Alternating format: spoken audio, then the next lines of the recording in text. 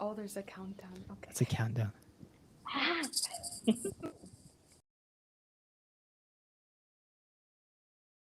Hello, everyone. Welcome back to Escape from San Francisco podcast with your host, Aaron Rodriguez. Today, I have the pleasure of interviewing three people from Calma, the organization.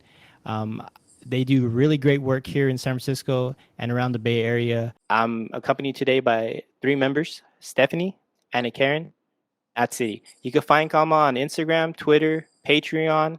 Their link trees on Instagram. You could donate to them. You could also see what they're about and see the help that they're doing in the community. Starting with Stephanie. Hello, how are you doing? Hi, I'm doing well. How are you? Thanks for hosting us.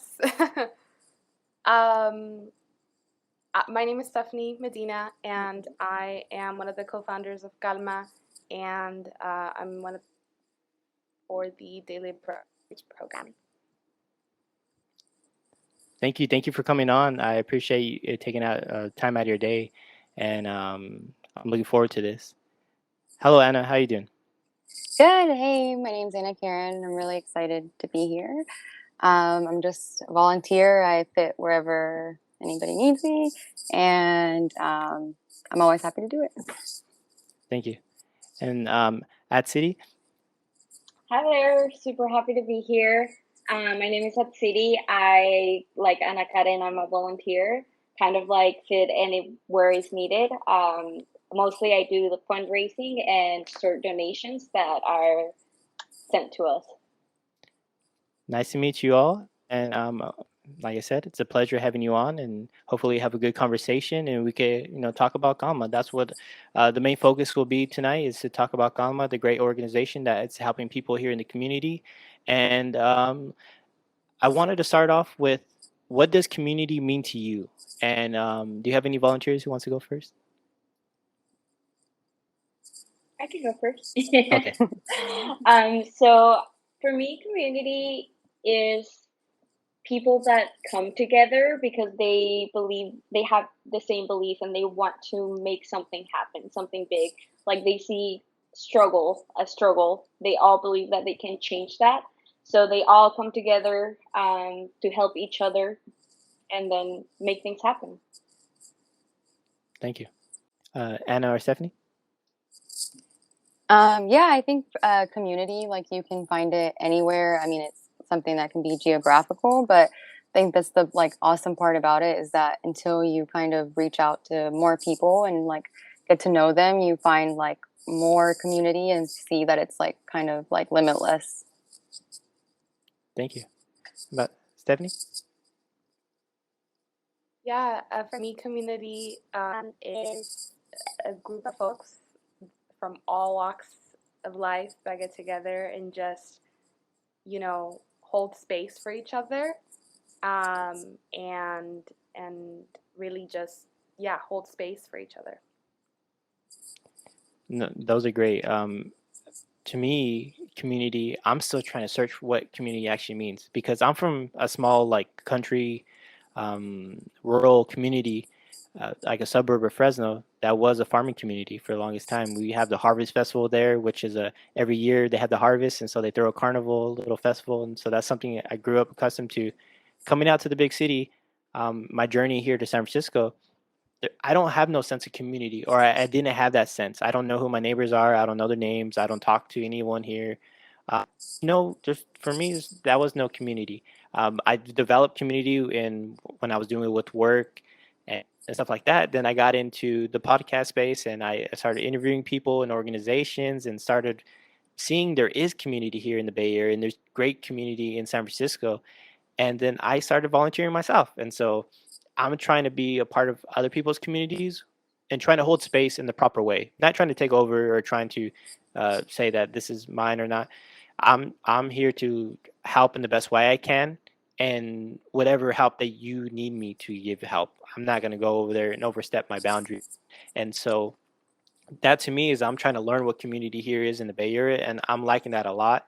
And it goes into the thing of volunteering. I volunteered from time to time, but I've never done it on the way I'm doing now. And so all of you volunteered. How was it volunteering for an organization, and how did you get into volunteering? Yeah, I feel like you brought up a great point of like not wanting to take over, and like that's I feel like that's what Calma is. I feel like we all are a big part of Calma, and we all make things happen, and we all help each other in like whichever way that we can. And that's why I started volunteering with Calma. It was last year during the pandemic. I was laid off from my job, and like life wasn't looking so great. But then I had been following Calma for a little bit, and I actually I liked everything, all the work that they had been doing, and but I had no idea how like to get involved or if anybody could get involved. So I just remembered Calma posted something about needing donations to help families, and one of the things that I did was just I did like a watercolor, and then I just remember I was like, oh, like I'm just gonna make prints and I'm gonna donate the money I make out of those prints to Calma.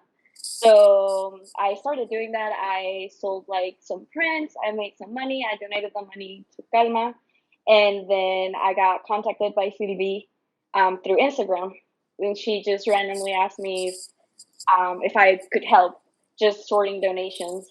And I was just like, yeah, sure. I have a lot of free time, so I started going to like her garage. We started like sorting donations, started doing all this stuff, and slowly I started getting more involved with Calma, taking on more responsibilities, seeing where they needed help, and just kind of like jumping into it. And everyone has been super welcoming, especially like with COVID, like no knowing anybody, like not meeting everyone like uh, in person, but still feeling like I've known them for a while. So it's been super great. I felt like a second family. Like everyone's super nice, everyone's super helpful, and like always willing to help in one way or another. No, thank you. I appreciate that. With COVID and everything, like this is why I'm gravitating towards it more because that sense of community is like I miss that so much. You know, being with the lockdowns and everything, we didn't realize how important that was. We're so stuck in that fast pace rat race type of lifestyle that we had out here that it really put in perspective what's important and what's not. And for you, Anna, how did you get into the volunteering space? So kind of a little similar to Siri. It was during COVID. About I'm not from the Bay Area, so what you said, I'm from a whole other state, and so coming here, I've always had a job or worked in like public service, but then moving here, I kind of did the opposite of that just because of what the market is out here. And so I felt like a need to like still do what I know like I'm passionate for, which is like helping people. So I just started looking and I was like, okay, there's people out here doing stuff, like let me see. And so someone that I had actually met said, hey, you should check out Calma. And so immediately I just felt like a connection to it. But once I reached out to everyone, it was cool to see how, like a series that everyone was so welcoming, but also the magic in Calma is that we're not like tied down by any necessarily like rules or anything. So it's kind of like we can do what we want. We can have storage in garages, or we can decide to help people from our homes, our living rooms, like we don't need a space. Like we are doing what we can with what we have, and like we're not waiting around. So yeah. Yeah. No, thank you. That's really nice. And for you, Stephanie? Yeah, involved with Border Angels Bay Area chapter, which was pretty much we carried over all the stuff that we were doing previously through the chapter and transitioned into Calma. So I joined in 2019 prior to the pandemic, but over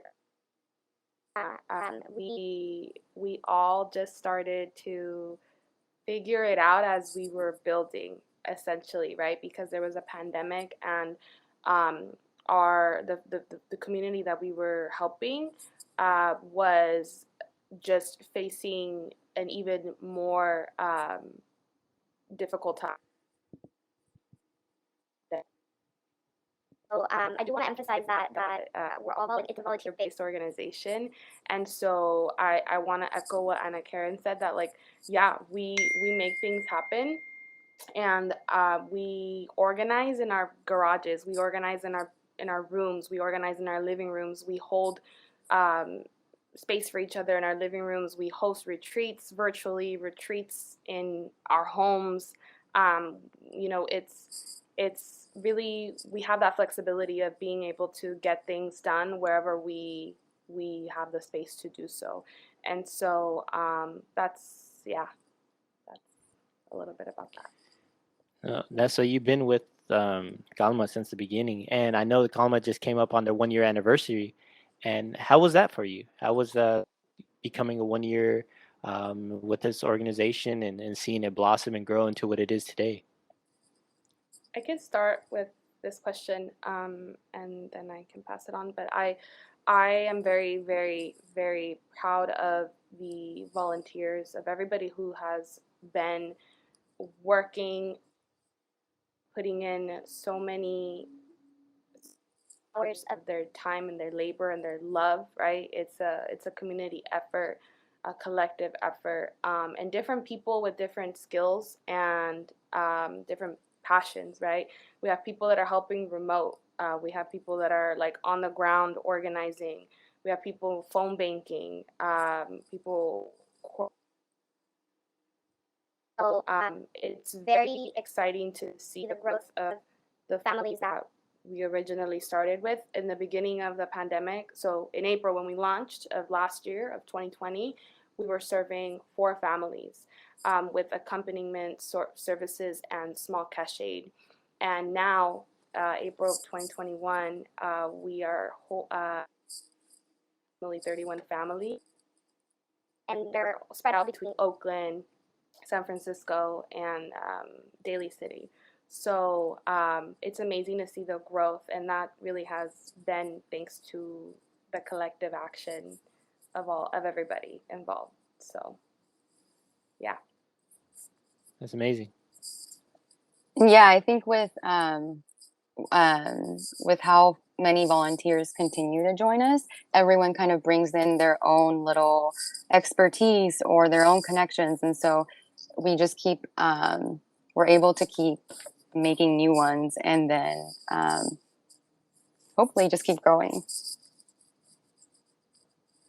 Yeah, it's definitely exciting to hear like people that just like keep asking about Calma. Like the name is definitely getting out there. People like believe in the work that we do, and I think that's amazing, because like people, yeah, like they see that everything that we're doing has a purpose, and it's great. It's great to be a part of that. And I really like the type of fundraising that Calma does. One of them was the 5K run, or it was however many miles someone wants to run, you could sponsor them. And so I got one of my friends to do it, and he just put it up on Instagram. I sponsored him. I got him started, and then all these people that he knew just started like, "Hey, you're doing that? I'm gonna sponsor you too." And so he raised a good amount of money, and it's fun to see the process and see him have fun with it as well, and knowing that it was going to a good cause. And that's what sparked my interest, and I really appreciated what you were doing during that time. And so looking forward to many more in the future, whatever it might be.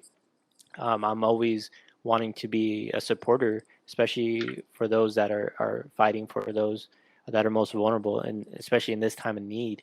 We're going through something that's unprecedented, and it's something that a lot of people don't understand, how many people really do need help right now. And this was even before the pandemic even hit, and going forward. Even though there's only so much you can do personally, but together, that's where the change happens, and it's getting people like all of you involved in starting that change, with whether it's through Calma, whether it's through any other organizations that's here in the Bay Area. It gives people a fighting chance for a better future. What I would say is, who does Calma help? who are the individuals that are receiving the benefits from the fundraising and also receiving the help from the genuine care and love and effort that each of you are all putting into this? Yeah, so and I'll read out the name. It's Collective Action for Laborers, Migrants, and Asylum Seekers. And so we have the Day Labor Outreach Program, which is an outreach in Oakland and San Francisco, and we support jornaleros, also known as day laborers, with health essentials, everyday essentials, and hot meals, and also in-kind donations like clothing. And a lot of the families that we support with rental assistance are immigrants, migrants, and asylum seekers, current asylum seekers. And there's also, but these are folks that are migrants to the Bay Area. And this population, how do they get in? So you get in contact through them with outreach. Is there any other way they could get in contact with Calma? Is there referrals? Sorry, go ahead. I believe that a lot of the Calma families that we got was through like word of mouth. Like we have like families just like that are struggling and communicating with each other, letting them know about Calma, and obviously we try to help as many families as we can. Anybody that asks for help, however we can, we just go ahead and help them.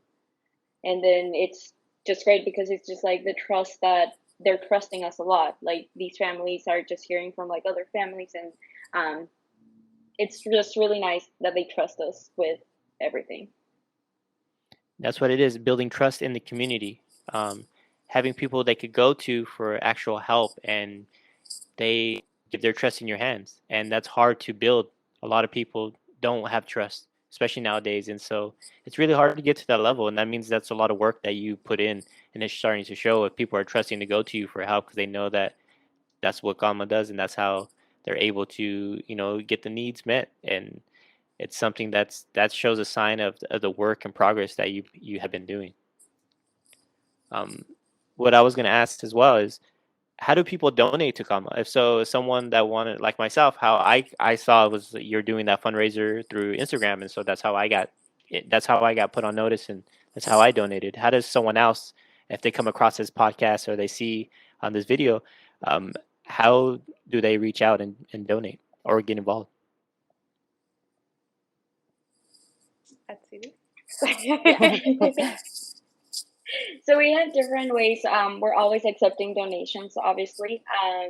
I feel that most of our information of how to donate will be on our website, which is calmaofficial.org. We also accept Venmo, which is our Venmo handle will be calma-org. Cash App will be calma.org. Also, you can go through our Instagram, which is calmaofficial_org. And there we have our link tree, which will take people to our Patreon. We also have Patreon, so if people want to become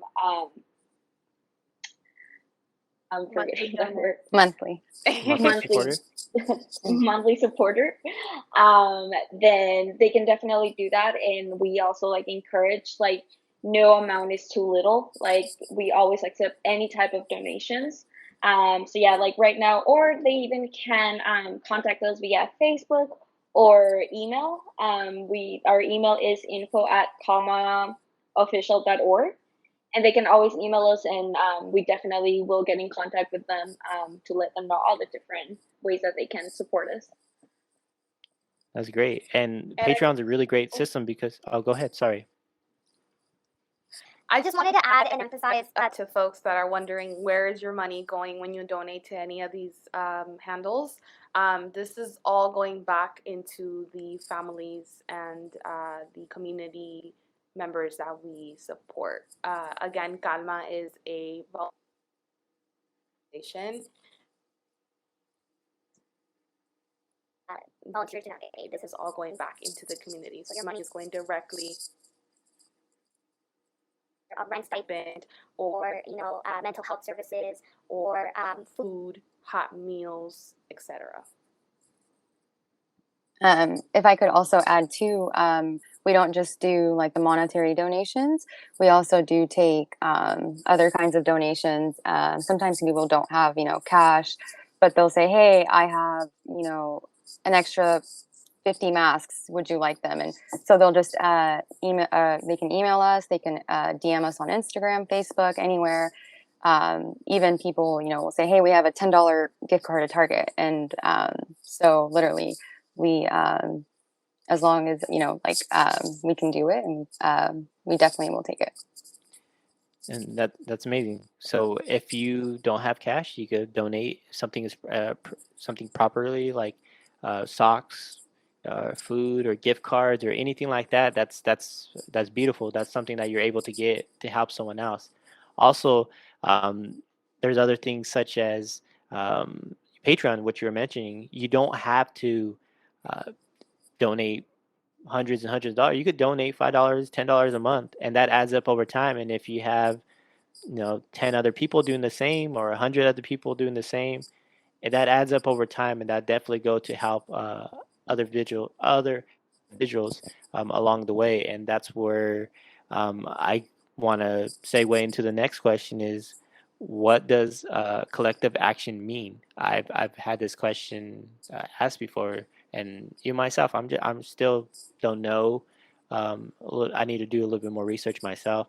But what does collective action mean? I know it's part of your title, and it's something that I think is really great as far as getting people together and helping other people.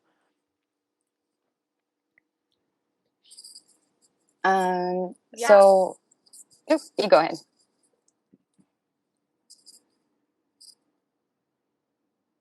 Sorry, you guys froze for a second. No, it's okay. It's all good. Hear me? Yeah, we can hear you. Okay. You're good. The lag. Okay. For me, collective action means different folks from the community getting together and making things happen. And so I think that there's approximately 20 to 25 active volunteers in Calma. And so everyone has a different skill set, everybody has different capacity, and so we all kind of plug in where we can, and we make whatever event or whatever fundraising effort or outreach event happen. That's it. Collective action. That's something that is powerful when you put it together, and that's something that it shows. And I've seen some of the videos and some of the the images that you put out there of the work actually coming to fruition, and seeing the people that you help. Is there any like personal stories connecting people to Calma that you would like to share?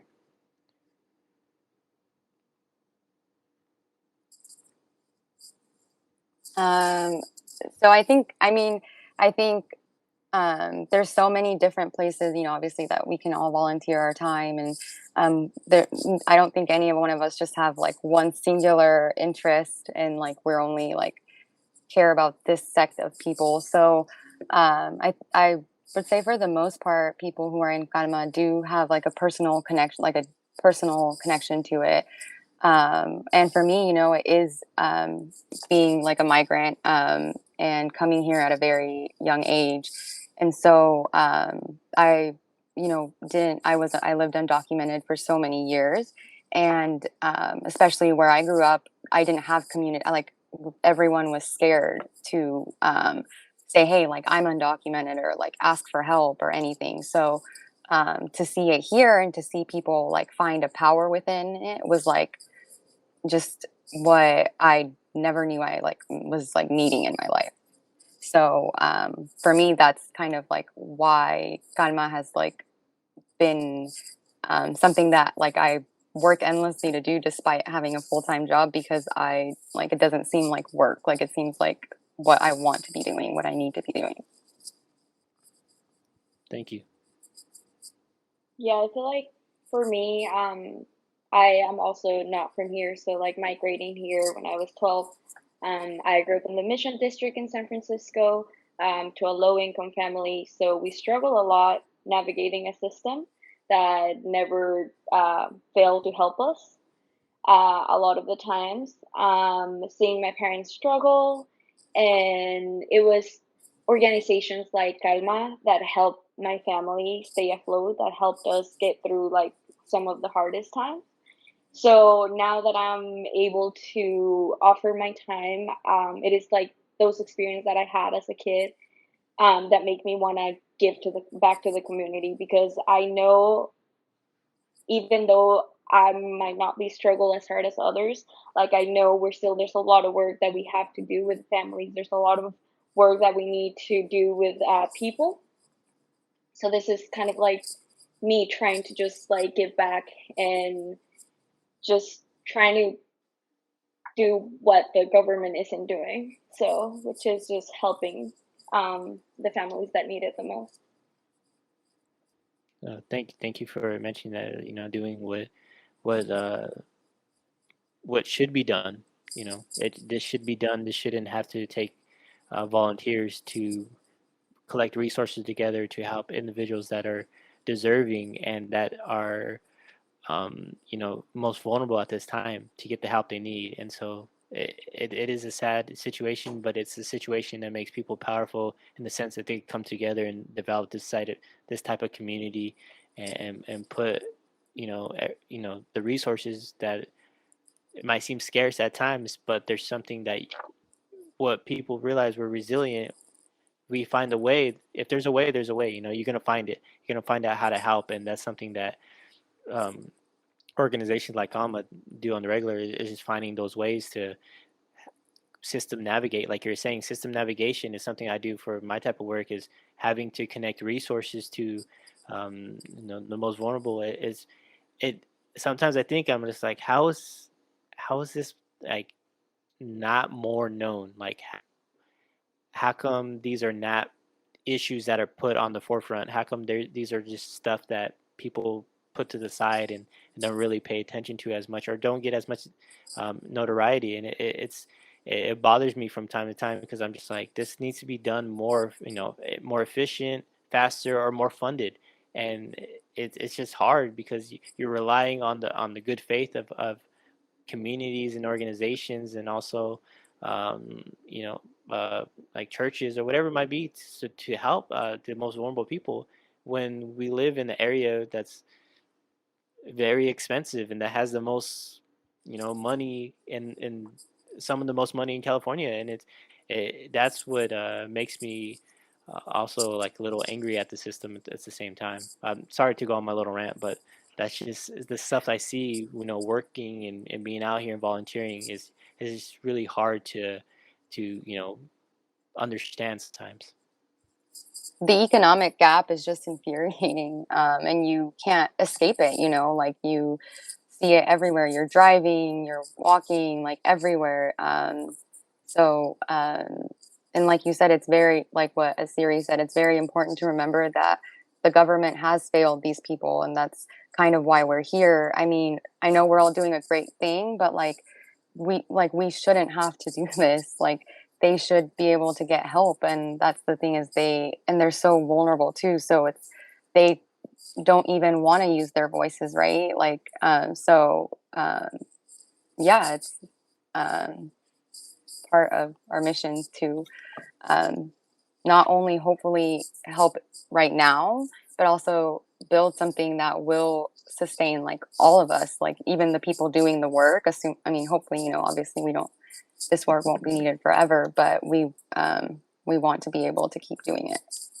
Yeah, is how to make this sustainable to last years to come, and to help more people at a higher volume, which is something a lot of organizations are struggling trying to figure out how to do, because it's you all know it's hard work. It's a lot of hours put in, having to fundraise, having to collect resources, putting them in, and making that more efficient, and not getting burned out, right? So one of the number one things I'm hearing from other organizations is people getting burned out. I got burned out at my job, and I can't imagine getting burned out at work and then getting burned out, like trying to work in the community. That's something that we have to be realistic with ourselves and understanding there is a need that needs to be met out there, but we can't meet that need if we can't be okay with ourselves. And so that's what comes to self care, and that's what I want to ask next is how are you doing this week? How's your self care going? How's your mental uh, self care going at this time? Because there's a lot going on in the news today or news this week, and very heavy stuff. And looking back of like, how do you take care of yourself so you could be better for other people, especially the most vulnerable people that we serve in at this time. Yeah, I guess I can start with this question. I am actually just coming back from being on a leave of absence from Calma for about 4 weeks, and it was very necessary because you're absolutely right about burnout. And I think that the most important thing to do to avoid burnout, especially in these spaces, right? Organizing in the community is to really take care of yourself. Give yourself the time to rest and to take a break. And I know that I was trying to join all the meetings and all the opportunities and all the outreach events, but I believe this. I'm a firm believer that in order to help others, you need to be there for yourself and help yourself. So it's important to rest. Um, and this week I'm back to Calma, but I'm also trying to rest as much as I can because there's a lot of stuff circulating on social media, a lot of things circulating on the news, and it's all difficult for our mental health. So I can't emphasize how important it is to rest. Yes. How about you, Anna? How are you doing this week with self care? So, uh, for me, self-care, I think, is just, I'm sure like anybody, a struggle only because I feel that, in the ways that calm me necessarily aren't usually like rest. I feel that sometimes like the rest for me, creates, I don't know, like I feel that whenever there's so much going on and then social media, you're constantly seeing it and you can't catch a break from anything.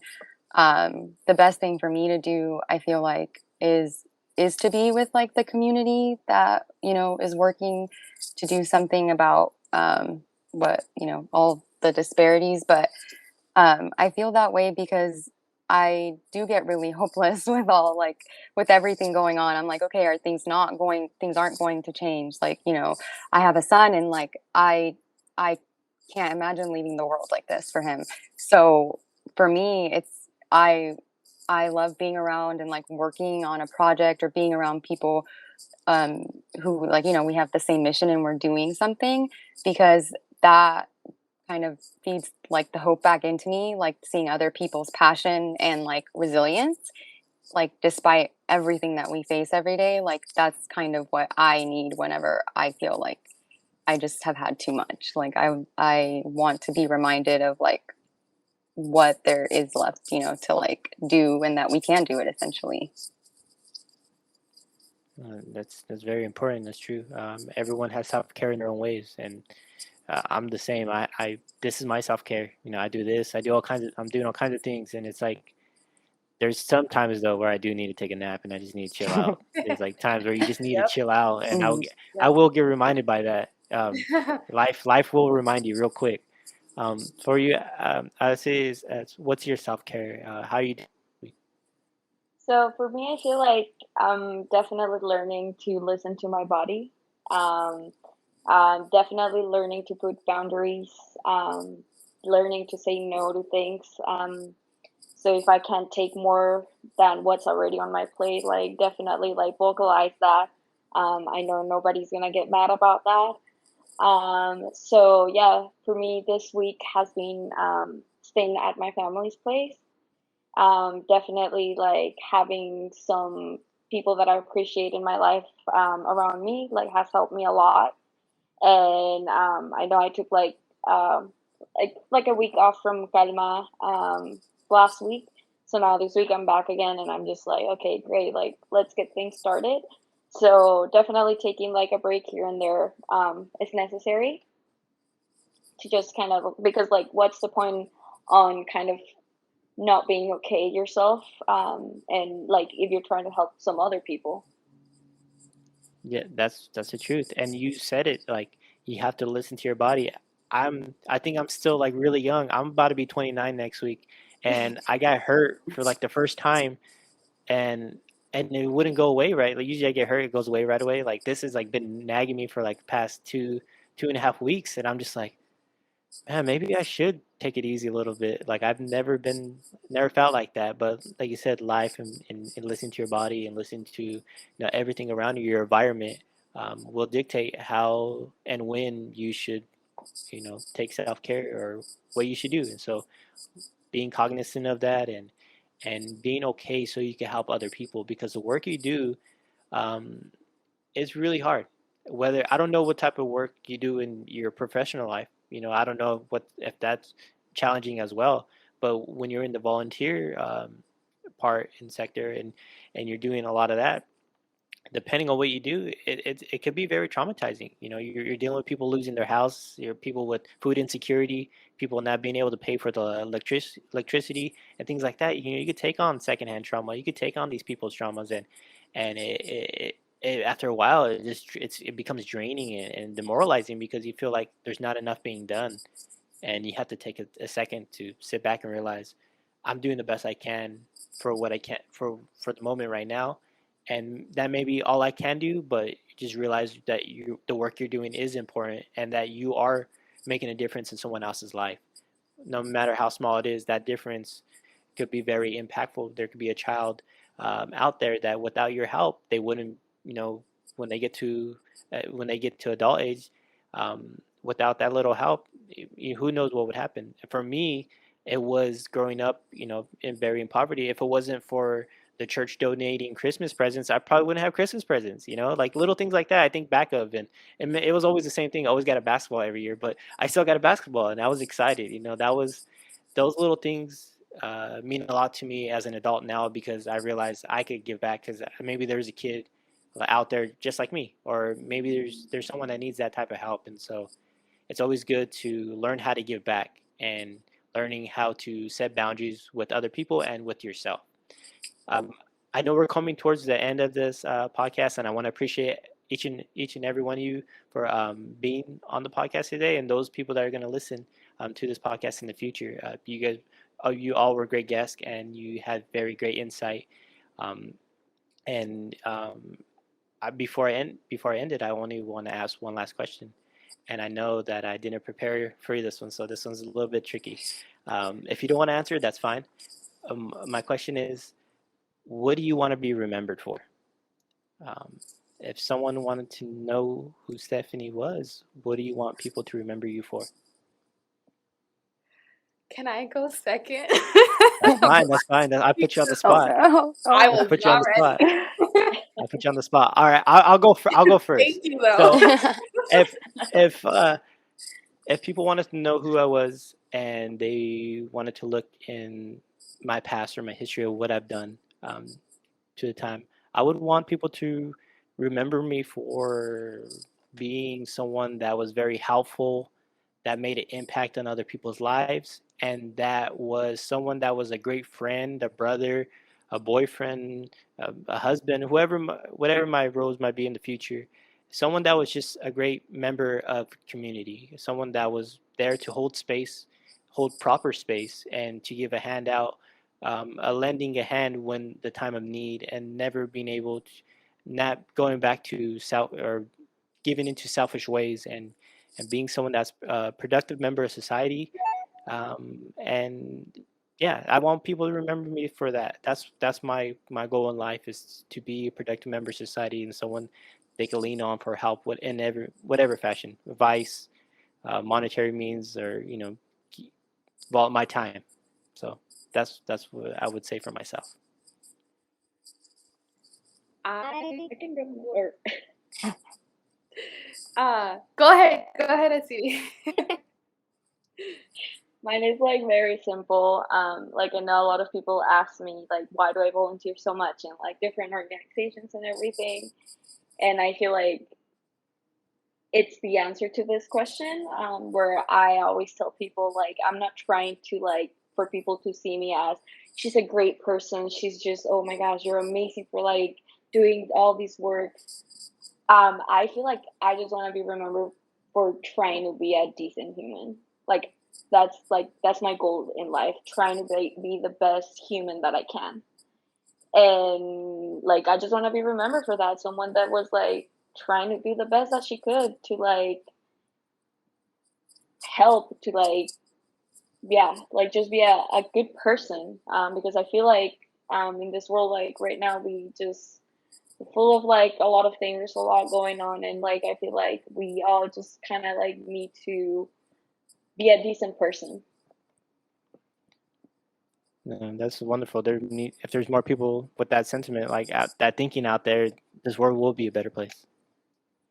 A little bit about what Siri just said, though, but like how if there was more of us who thought the same, but I kind of don't. I would like to be remembered as like not a bystander.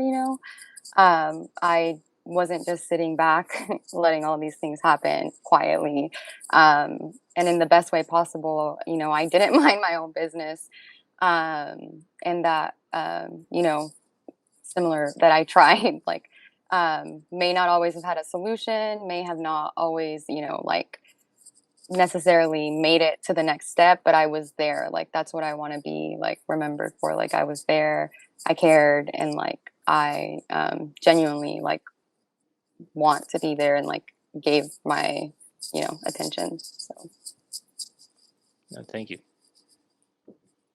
And finally, Stephanie, what do you want to be remembered for?